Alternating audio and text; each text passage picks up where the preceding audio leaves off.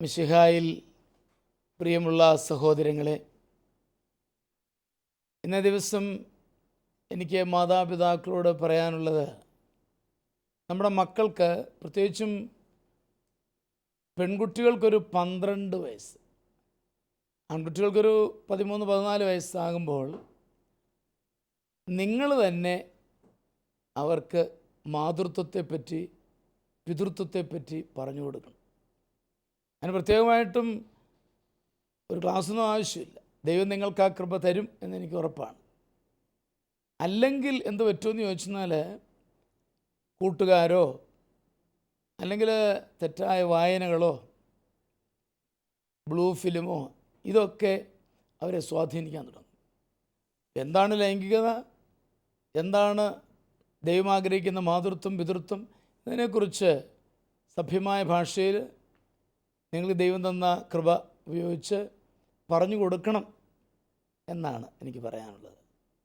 അല്ലെങ്കിലാണ് അബദ്ധങ്ങൾ സംഭവിക്കുക.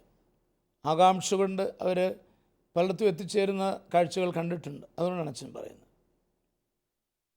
ഒരിക്കലും അബദ്ധം പറ്റിയത് എല്ലാവർക്കും അറിയാം.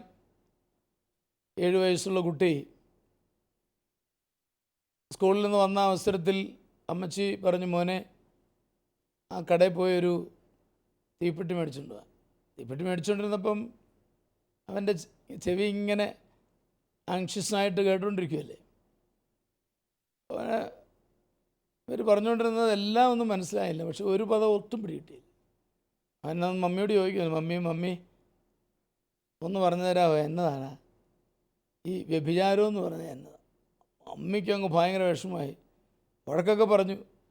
പക്ഷെ അവന് കാര്യം പിടികിട്ടിയില്ല. അവൻ്റെ അരമണിക്കൂർ കഴിഞ്ഞ് പിന്നെയും വന്ന് ചോദിച്ചു, മമ്മി അതെന്നതാ?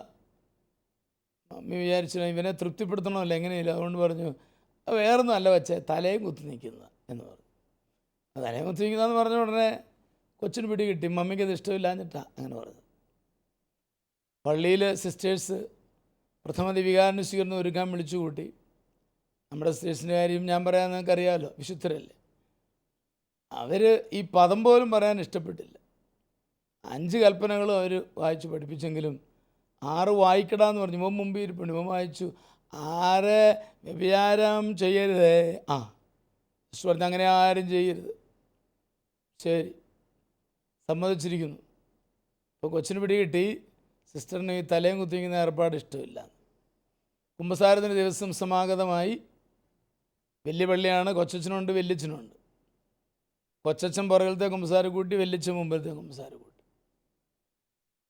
കുട്ടികളെ ഇങ്ങനെ ലൈനായിട്ട് വിട്ടുകൊണ്ടിരിക്കുകയാണ്. അപ്പം പുറകിലത്തെ കുമ്പസാരക്കൂട്ടിൽ നമ്മുടെ കഥാപുരുഷൻ കുമ്പസാരിക്കാൻ ചെന്നിട്ടുണ്ട്. അപ്പോൾ കൈക്കാരനും വിചാരിച്ചു, നാളെ പ്രഥമ ദിവികാരന് സ്വീകരണം അല്ലേ, ഞാനും ഒന്ന് കുമ്പസാരിച്ചേക്കാം. കൈക്കാരൻ പള്ളി കയറി ആസ്തപ്പാട് കൂട്ടി.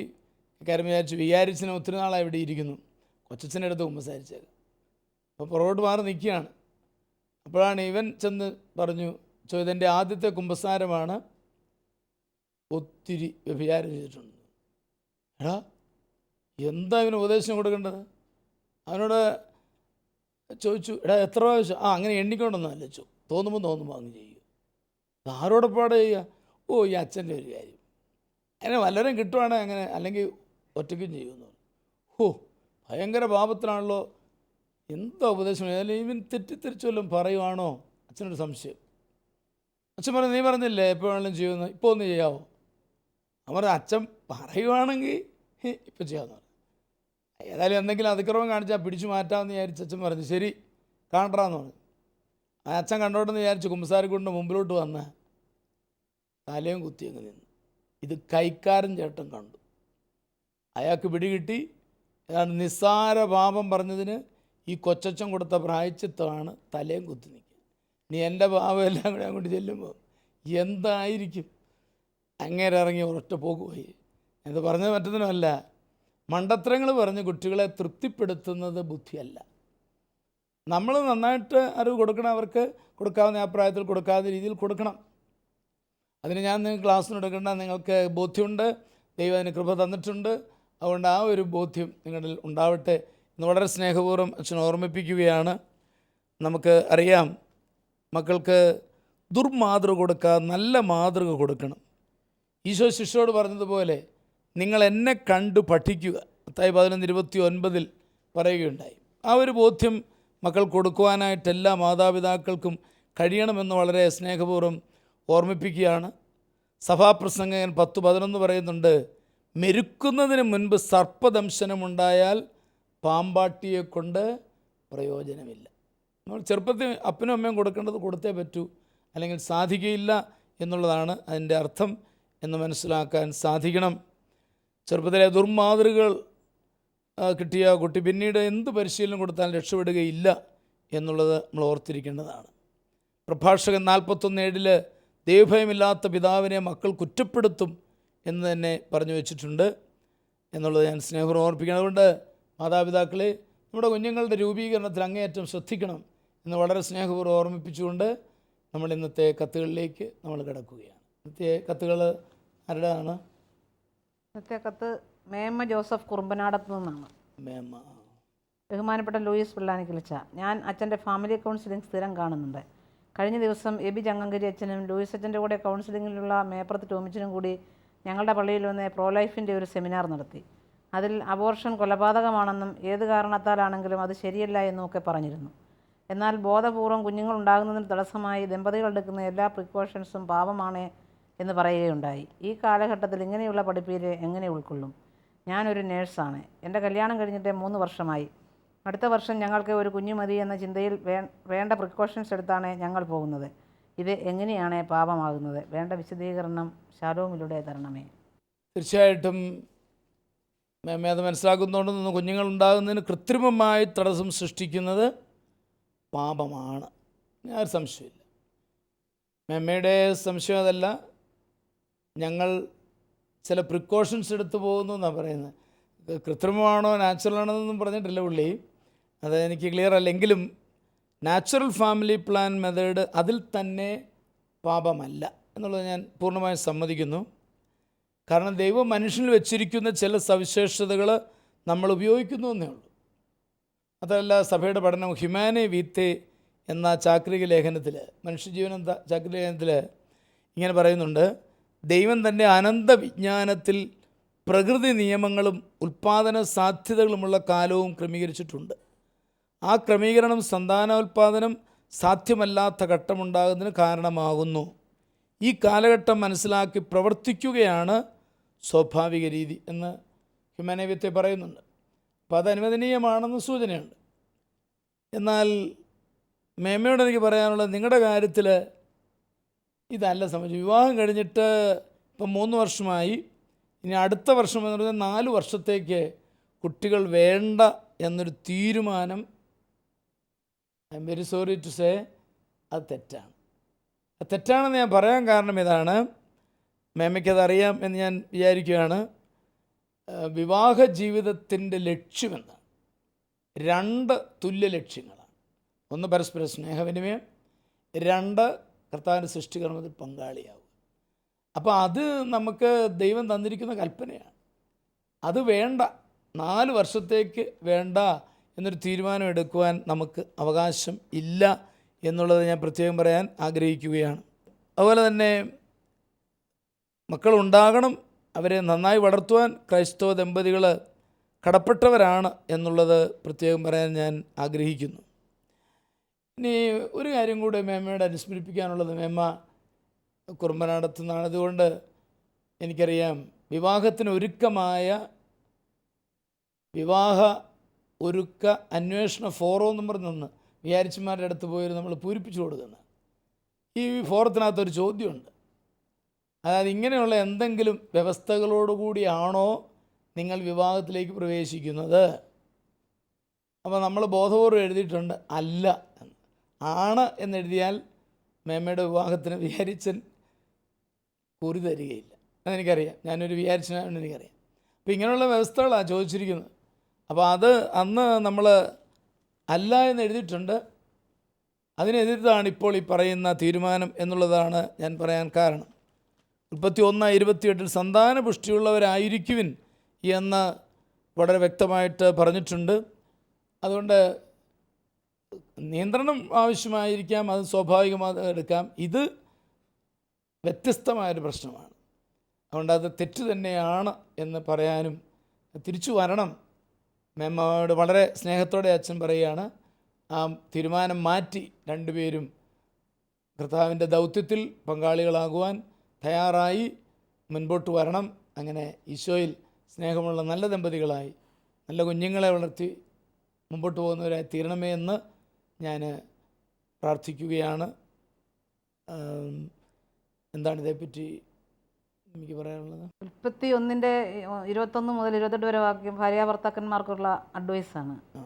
സ്ത്രീയും പുരുഷനുമായി സൃഷ്ടിച്ചു, അവരെ ഇങ്ങനെ അനുഗ്രഹിച്ചു, സന്താനപുഷ്ടിയുള്ളവരായി പെരുകുവിൻ, നിങ്ങൾ ഭൂമിയെ കീഴടക്കുവിൻ. അങ്ങനെയാണ് പറഞ്ഞിരിക്കുന്നത്. അപ്പം നമുക്ക് സന്താനപുഷ്ടിക്ക് വേണ്ടിയാണല്ലോ വിവാഹിതരാകുന്നത്.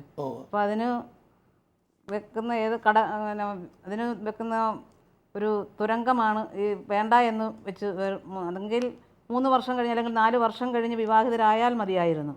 അവർ അത്രയും കാലം കഴിഞ്ഞിട്ട് പിന്നെ അത്രയും സമയം കഴിഞ്ഞിട്ട് വിവാഹത്തിൽ ഏർപ്പെട്ടാൽ മതിയായിരുന്നു. ഇപ്പം വിവാഹത്തിന് ശേഷം അവർ ഇത് വേണ്ട എന്ന് വെച്ച് പ്രിക്കോഷൻസ് ഏത് തരത്തിലുള്ള പ്രിക്കോഷൻസ് ആണെന്ന് അറിയുകയില്ല.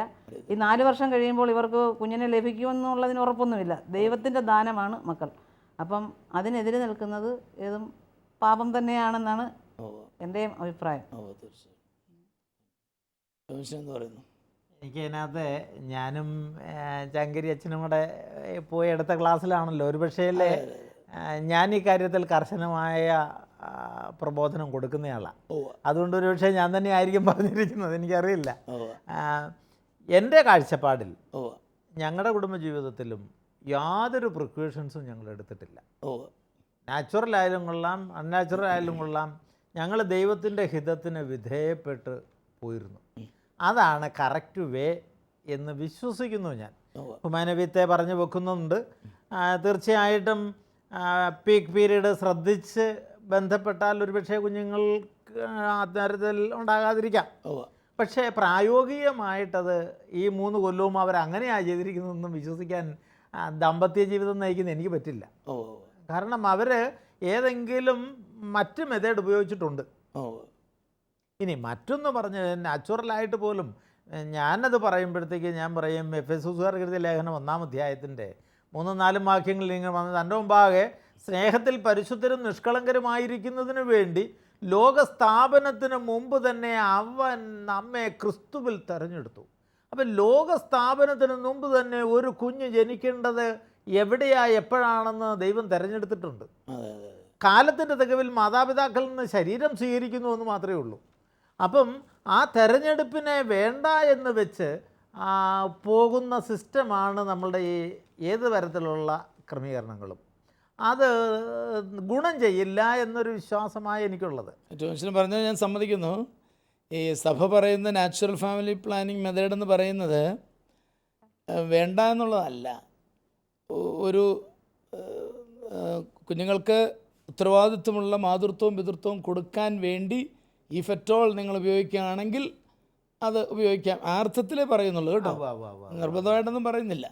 അപ്പം എനിക്ക് അതിനകത്ത് മേമ്മയോട് പറയാനുള്ളത്, മക്കൾ ദൈവത്തിൻ്റെ ദാനമാണ്, ഉദരഫലം അവൻ തരുന്ന സമ്മാനവും.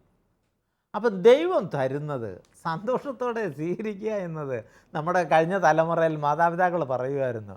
5, 8, 10, 12 പിള്ളേരുള്ളപ്പോൾ വീണ്ടും ഗർഭിണിയായപ്പോഴാൽ ദൈവം തന്നു 2 കൈ നീട്ടി സ്വീകരിച്ചു എന്ന് പറയുന്ന അമ്മച്ചിമാരെ കേട്ടിട്ടുണ്ട്, കണ്ടിട്ടുമുണ്ട്.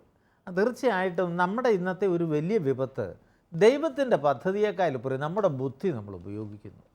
നമ്മുടെ ബുദ്ധി ദൈവത്തിൻ്റെ പദ്ധതിയെ കവച്ചു വെക്കുന്നതാണെങ്കിൽ അത് അനുഗ്രഹത്തിന് കാരണമാകില്ല. കർത്താവിന് സമർപ്പിക്കുന്നേ. ഇനി എൻ്റെ ഈശോയെ എനിക്ക് എത്ര കുഞ്ഞുങ്ങളെ വേണം, അല്ലെങ്കിൽ ഏത് സമയത്താണ് നീ തരേണ്ടത്, അതൊന്ന് വിവേകപൂർവ്വം ഈശോയോട് പ്രാർത്ഥിച്ചുകൊണ്ടൊക്കെ നമ്മൾ പോയാൽ നമ്മുടെ കുടുംബം അനുഗ്രഹിക്കപ്പെടും. ഒത്തിരി ബുദ്ധി ദൈവത്തിന് സമർപ്പിച്ചുകൊണ്ട് പ്രാർത്ഥനയുടെ മനോഭാവത്തോടു കൂടി കുഞ്ഞുങ്ങളെ സ്വീകരിക്കുന്ന ഒരു മനോഭാവത്തിലേക്ക് നമ്മുടെ മേമ്മയും ഭർത്താവും വരണമെന്നാണ് പറയാനുള്ളത്. നമുക്ക് അദ്ദേഹത്തിന് പ്രാർത്ഥിക്കാം. അടുത്ത കത്ത് എവിടെ നിന്നാണ്? അടുത്ത കത്ത് ചാലക്കുടിയിൽ നിന്നും. സ്നേഹബഹുമാനം നിറഞ്ഞ ലൂയിസ് അച്ഛ, ഞാൻ ചാലക്കുടിയിൽ നിന്നും സേവ്യർ എന്ന ആളാണ്. ഞാനും ഭാര്യയും ഹൈസ്കൂൾ ടീച്ചർമാരാണ്. ഞങ്ങളുടെ കല്യാണം കഴിഞ്ഞിട്ട് 9 വർഷം കഴിഞ്ഞു. ഞങ്ങൾക്ക് ഇതുവരെ ഒരു കുഞ്ഞുണ്ടായിട്ടില്ല. ഞങ്ങളുടെ മാതാപിതാക്കൾ കഴിഞ്ഞ കൊല്ലം മരിച്ചുപോയി. ഇപ്പോൾ ഞങ്ങൾ തനിച്ചായി.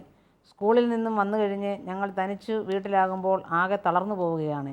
എൻ്റെ ഭാര്യ ഭയങ്കര ഭാരത്തിലാണ്. എന്തിനാണ് ഇങ്ങനെ ജീവിക്കുന്നത്? ദൈവം എന്തുകൊണ്ട് നമ്മളോട് ഇങ്ങനെ ചെയ്യുന്നു എന്നൊക്കെ പറഞ്ഞ് സങ്കടപ്പെട്ടിരിക്കുന്നത് കാണുമ്പോൾ ആകെ തകർന്നു പോവുകയാണ്. അച്ഛാ, ഞങ്ങൾക്കിനിയും കുഞ്ഞുങ്ങൾ ഉണ്ടാകുമോ? ഇത് ഞങ്ങളുടെയോ പൂർവികരുടെയോ പാപം മൂലമാണോ ഇങ്ങനെ സംഭവിക്കുന്നത്? ഒരു നല്ല മറുപടി പ്രതീക്ഷിക്കുന്നു. സ്നേഹാദരവോടെ, സേവ്യർ. കഴിഞ്ഞ ചോദ്യമായിട്ട് ബന്ധമുണ്ട്. ഈ ചോദ്യത്തിൽ മക്കളുണ്ടാവാതിരിക്കാനുള്ള പ്രിക്കോഷൻ എടുത്ത് ഇവിടെ മക്കളില്ല, അവർ വിഷമിക്കുന്നു. ഒരു വിഷയമേ ഇത് കേൾക്കുന്നുണ്ടെങ്കിൽ അങ്ങനെ ധാരാളം ദമ്പതികൾ വിഷമിക്കുന്നുണ്ട്. ദൈവം തരുന്ന സമ്മാനം സ്വീകരിക്കാതെ വേണ്ട എന്ന് വെക്കുന്നത് തെറ്റാണെന്ന് ഒരിക്കൽ കൂടി പറഞ്ഞുകൊണ്ട് ഞാൻ ഈ ചാലക്കുടിയിൽ നിന്നുള്ള കത്തിലേക്ക് തിരിയുകയാണ്. മക്കളില്ലാത്ത വിഷമം ഞാൻ മനസ്സിലാക്കുന്നു. തീർച്ചയായിട്ടും ഞങ്ങൾ ഇതിനുവേണ്ടി പ്രാർത്ഥിക്കാം എന്ന് വാഗ്ദാനം ചെയ്യുകയാണ്.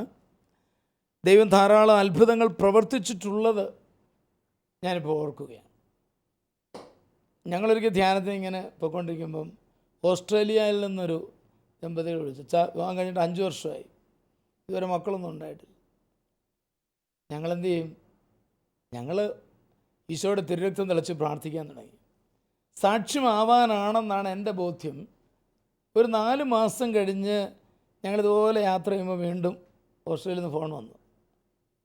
അച്ഛാ, അവൾക്കിത് 4-ാം മാസമാണ്. ഞങ്ങൾ ദൈവത്തെ അങ്ങ് സ്തുതിച്ചു പോയി. കാരണം എന്താ വെച്ചാൽ വലിയൊരു സാക്ഷ്യമാണ്. ഞങ്ങൾ ഒന്നിച്ചിരിക്കുമ്പോഴാണ് ഇത് സംഭവിക്കുന്നത്. അപ്പം അത് ദൈവം ഒന്നല്ല, തമ്പുരാൻ്റെ കരുവി 2 കുഞ്ഞുങ്ങളെ കൊടുത്ത് അനുഗ്രഹിച്ചു എന്നുള്ളതാണ് ഞാൻ ഓർക്കുക. അപ്പോൾ ഒരു പ്രതീക്ഷ കൈവെടിയേണ്ട യാതൊരു ആവശ്യമില്ല എന്നുള്ളതാണ് എനിക്ക് അവിടെ പറയാനുള്ളത്. പിന്നെ എനിക്കൊരു ചെറിയ കാര്യങ്ങൾ അറിയാനായിട്ട് താല്പര്യമുണ്ട്. ഒരു ഡോക്ടർമാരെ വല്ലതും കണ്ടോ കുഞ്ഞുങ്ങളില്ലാത്തതിൻ്റെ പേരിൽ എന്നുള്ളതൊന്നും ക്ലിയർ അല്ല അതിനകത്ത്. എങ്കിലും ഞാനതൊന്ന് ചോദിക്കാൻ ആഗ്രഹിക്കുന്നുണ്ട്. കണ്ടോ എന്നുള്ളത് നല്ലതാണ്. കണ്ടില്ലെങ്കിൽ കാണണമെന്നാണ് എനിക്ക് പറയാനുള്ളത്. കാരണം ഈശോ അത് ആഗ്രഹിക്കുന്നു. സ്വാഭാവികമായിട്ടുള്ള നമ്മുടെ മരുന്നുകൾ നമുക്ക് ദൈവം തന്നെ ഡോക്ടർമാരെയൊക്കെ ഒന്ന് കൺസൾട്ട് ചെയ്യുന്നത് നല്ലതാണ്. എന്തെങ്കിലും തടസ്സങ്ങളുണ്ടോ എന്നൊക്കെ അറിയാൻ വേണ്ടിയാണ്. ഞാനെപ്പോഴും റെക്കമെൻഡ് ചെയ്യുന്നത്, ഇതിലൂടെ റെക്കമെൻഡ് ചെയ്യുന്ന കുഴപ്പമില്ലെന്ന് വിചാരിക്കുന്നു, കിടങ്ങൂർ ലിറ്റിൽ ലൂർദ് ഹോസ്പിറ്റലിൽ സിസ്റ്റർ മാർസലസ് ഉണ്ട്. വളരെ ജീവന് വേണ്ടി നിൽക്കുന്ന ഒരു ബഹുമാനപ്പെട്ട സിസ്റ്റർ, ഡോക്ടർ, ഗൈനക്കോളജിസ്റ്റാണ്. നമുക്കൊന്ന് കൺസൾട്ട് ചെയ്തുകൊണ്ട് അദ്ദേഹം വേണ്ട നിർദ്ദേശങ്ങൾ തരും എന്നുള്ളത് എനിക്ക് പറയാൻ പരിശ്രമിക്കുന്നുണ്ട്. പിന്നെ ചോദിച്ചൊരു ചോദ്യം, പൂർവ്വപിതാക്കളുടെ പാപം കൊണ്ടാണോ എന്ന് ചോദിച്ചു. ഞാൻ ഔട്ട്റൈറ്റ് ഡിനൈ ചെയ്യുന്നു, ഒരിക്കലും അല്ല. അങ്ങനെയുള്ള ചിന്തകൾ വേണ്ട. പൂർവ്വപിതാക്കളുടെ അല്ല, നിങ്ങളുടെ പാപമല്ല. കാരണം പാപത്തിൻ്റെ ശിക്ഷയാണ് എന്നൊക്കെയുള്ള ചിന്തകൾ പഴയ നിയമത്തിലുണ്ടായിരുന്ന ഒരു ചിന്തയാണ്. അതിനെ ഈശോ തിരുത്തിയിട്ടുണ്ട്, സുവിശേഷത്തിലൂടെ തിരുത്തി. പൂർവ്വപിതാക്കളുടെ പാപത്തെപ്പറ്റി തന്നെ പ്രവാചകന്മാരുടെ ഗ്രന്ഥങ്ങളിൽ, എസെക്കിയേൽ, ജെറമിയ പ്രവാചകന്മാരുടെ ഗ്രന്ഥങ്ങളിൽ തിരുത്തിയിട്ടുണ്ട്. അപ്പം അങ്ങനെയുള്ള ചിന്തകളൊന്നും ആവശ്യമില്ല എന്നതാണ് എനിക്ക് പറയാനുള്ളത്. ദൈവത്തിൻ്റെ പദ്ധതി മാനുഷികമല്ല, ദൈവികമാണ്. യെശയ്യാ 55:8 പറയുന്നുണ്ട്, എൻ്റെ ചിന്തകൾ നിങ്ങളുടേതുപോലെയല്ല. അത് ചിലപ്പോൾ പിടികിട്ടത്തില്ല. അതുകൊണ്ട് പാപത്തിൻ്റെ ഫലമൊന്നുമല്ല, ദൈവപരിപാലന മുമ്പിൽ ശിരസ്സ് നമിക്കുക, എന്നിട്ട് പ്രാർത്ഥന നിരതരാവുക. ഞാനൊരിക്കൽ ടോമച്ചൻ പറഞ്ഞത് ഓർക്കുന്നു. നിങ്ങളുടെ ജീവിതത്തിലും ആദ്യം അങ്ങനെയൊക്കെ ആയിരുന്നു, എന്നാൽ പിന്നീട് ദൈവം നിങ്ങൾക്ക് മക്കളെ നൽകി. അപ്പോൾ അതൊരു വലിയ സാക്ഷ്യം തന്നെയാണ്. അപ്പോൾ പ്രാർത്ഥന നിരത, പരസ്പരം സുഹൃത്തുക്കളായിട്ട് നീങ്ങണം. ദൈവം ആഗ്രഹിക്കുന്നത് നിങ്ങൾക്ക് മക്കളെ നൽകാനാണെങ്കിൽ തീർച്ചയായിട്ടും നൽകും. അതുകൊണ്ട് നന്നായിട്ട് പ്രാർത്ഥിക്കുക. ഞാനെപ്പോഴും പറയാറുണ്ട്, തിരുരക്തം തളിച്ച് പ്രാർത്ഥിക്കണം. അതും വളരെ നല്ലതാണ് എന്ന് ഞാൻ സ്നേഹം ഓർപ്പിക്കുകയാണ്. പിന്നെ എൻ്റെ ഒരു ചിന്ത, മക്കളെ ദൈവമക്കളെ വളർത്താനാണ് വിവാഹത്തിന് ലക്ഷ്യമെങ്കിലും മറ്റൊരു ലക്ഷ്യം കൂടി ഉണ്ട്. പരസ്പര സ്നേഹവിനിമയം ചെയ്യണം. അത് ചെയ്യാനായിട്ട് ഇവർക്ക് യാതൊരു തടസ്സവും ഇല്ല. ഇപ്പം നന്നായിട്ട് സ്നേഹം കൊടുത്ത്, പരസ്പരം ആശ്വാസം കൊടുത്ത്, രണ്ടുപേരും അങ്ങേയറ്റം നമ്മൾ പറയാറില്ലേ, ഭർത്താവും ഭാര്യയും കാമുകയും മാതാവും മകളും മകനും ഒക്കെ ആകണമെന്ന് നമ്മൾ പറയാറുണ്ട്. അപ്പോൾ ആ റോള് നന്നായിട്ട് നിർവഹിച്ച് മുന്നോട്ട് പോയാൽ അവർക്ക് വളരെ സന്തോഷപ്രദമായ അനുഭവം കിട്ടും. അതുണ്ടാവണം. മക്കൾക്ക് വേണ്ടി തീർച്ചയായിട്ടും നിങ്ങൾ പ്രാർത്ഥിക്കും, ഞങ്ങളും പ്രാർത്ഥിക്കുമെന്ന് വാഗ്ദാനം ചെയ്യുന്നു. ടോമിൻസൺ എന്ത് പറയുന്നതിനെ പറ്റി? എനിക്ക് സത്യം പറഞ്ഞാൽ അവരോട് ഒത്തിരി സ്നേഹവും അനുകമ്പയുമുണ്ട്. അവരുടെ മാതാപിതാക്കളോട് മരിച്ചു കഴിഞ്ഞപ്പം അവർ മാനസികമായിട്ടൊരു അസ്വസ്ഥത അവർക്കുണ്ട്.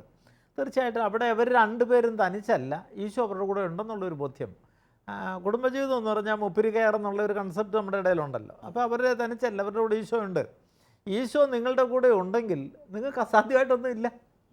ദൈവത്തിന് അസാധ്യമായിട്ടൊന്നും ഇല്ലെങ്കിൽ നിങ്ങൾക്കും അസാധ്യമായിട്ടൊന്നും ഇല്ല. ഇന്നിപ്പം മക്കളില്ല എന്നുള്ളത് കൊണ്ട് ഭാരപ്പെടണ്ട. ഇനി ഞാനിത് പറയുമ്പോൾ ഞങ്ങൾക്ക് 4-ാം കൊല്ലത്തിലാണ് മക്കളുണ്ടായെങ്കിലും എൻ്റെ മാതാപിതാക്കൾ 16 കൊല്ലം കഴിഞ്ഞാൽ എൻ്റെ അമ്മച്ചി പ്രസവിക്കുന്നത്. വിവാഹം കഴിഞ്ഞ് 16 കൊല്ലം കഴിഞ്ഞിട്ടാണ് ഞങ്ങളുണ്ടാകുന്നത്. അപ്പം തീർച്ചയായിട്ടും ഈ 9 കൊല്ലം എന്നൊക്കെ പറയുന്നത് ഒരു വലിയ പീരീഡ് അല്ല. ഇനി ഒത്തിരി അനുഭവങ്ങൾ ഇതിനകത്തുണ്ട്. എൻ്റെ പ്രാർത്ഥന വഴിയായിട്ട് മക്കളെ കിട്ടിയ അനുഭവങ്ങൾ എനിക്ക് ഒത്തിരിയുണ്ട്.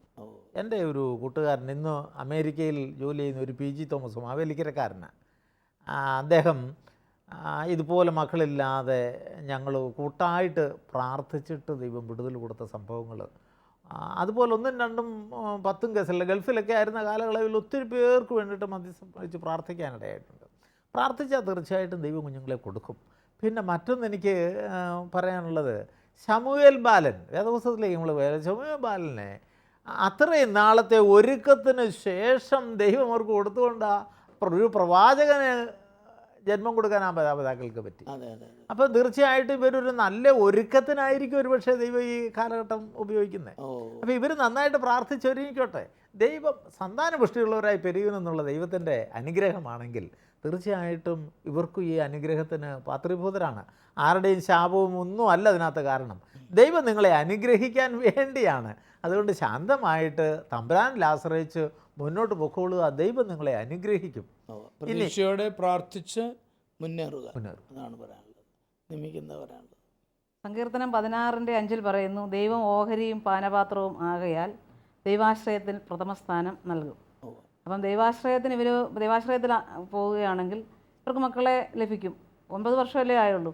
അബ്രാഹാം സാറാ ദമ്പതികൾക്ക് 90 വയസ്സ് കഴിഞ്ഞിട്ടും അവർക്ക് മക്കളെ നൽകിയ ദൈവം ഉണ്ട്. അപ്പം ജീവിക്കുന്ന ദൈവം നമ്മുടെ കൂടെ ഉണ്ടെങ്കിൽ ഒന്നും ഭാരപ്പെടേണ്ട. അവർക്ക് കുഞ്ഞുങ്ങളെ നൽകുമെന്ന ഉറച്ച വിശ്വാസത്തിൽ മുന്നോട്ട്. പിന്നെ ആ 9 വർഷത്തിനിടയിൽ അവർക്ക് മാതാപിതാക്കളെ നന്നായിട്ട് ശുശ്രൂഷിക്കാൻ അവസരം ലഭിച്ചു. ഒരുപക്ഷെ കുഞ്ഞുങ്ങളുണ്ടെങ്കിൽ അവർക്ക് ഇതുപോലെ മാതാപിതാക്കളെ ശുശ്രൂഷിക്കാൻ സാധിക്കുമെന്ന് അറിയത്തില്ലല്ലോ. മാതാപിതാക്കൾക്ക് സ്ഥാനം കൊടുക്കാതെ മക്കൾക്ക് സ്ഥാനം കൊടുത്തുന്നിരിക്കും. അപ്പം അതിനൊന്നും ഇടവരുത്താതെ അവർ മാതാപിതാക്കൾക്ക് നല്ല ശുശ്രൂഷ നൽകി. അപ്പം ഇനിയുള്ള കാലത്ത് അവർക്ക് നന്നായിട്ട് ജീവിച്ച് മക്കൾ ലഭിക്കും. ആ ഒരു വിശ്വാസത്തിൽ മുന്നോട്ട് പോകുക.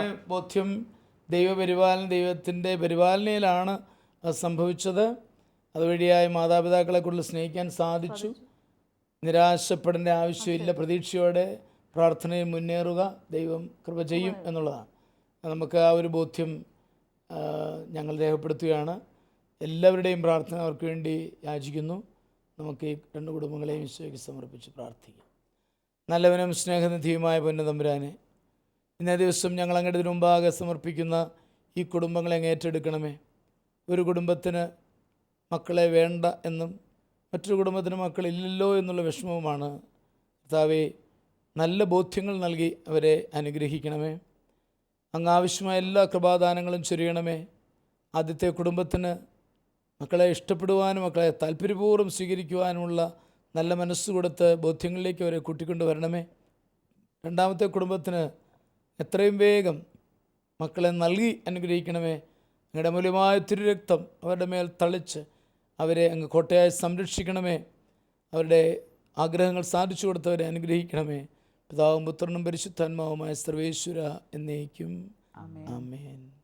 ഈ പ്രോഗ്രാമിലേക്ക് കത്തുകളും അഭിപ്രായങ്ങളും അയക്കേണ്ട വിലാസം: to the producer, family counselling, Shalom television, Peruvannamuzhi PO, Kozhikode 673-528. Email info@shalomtelevision.com.